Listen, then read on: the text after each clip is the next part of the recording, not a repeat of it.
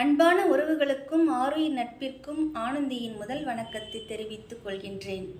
வாரம் ஒரு தகவல் என்ற தலைப்பில் இன்று நான் எடுத்துக்கொண்டுள்ளதோ காரியத்தில் வெற்றி. ஒருவன் ஒரு காரியத்தை செய்ய முற்படும் பொழுது எவ்வாறு இருக்க வேண்டும்? பயிற்சியும் முயற்சியும் அவசியம். அவை இரண்டும் தாயும் தந்தையும் போல.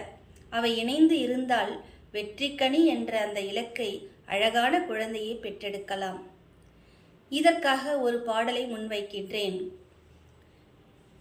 அதாவது, மெய் வருத்தம் பாரார், பசி நோக்கார், கண் துஞ்சார், எவ்வவர் தீமையும் மேற்கொள்ளார், செவ்வி அருமையும் பாரார், அவமதிப்பும் கொள்ளார், கருமமே கண்ணாயினார்.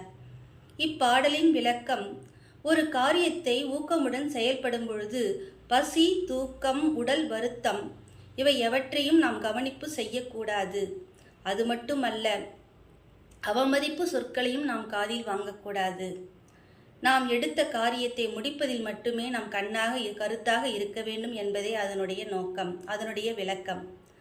அனைவருக்கும் நன்றியும் வணக்கத்தையும் கூறி விடைபெறுகின்றேன். நன்றி, வணக்கம்.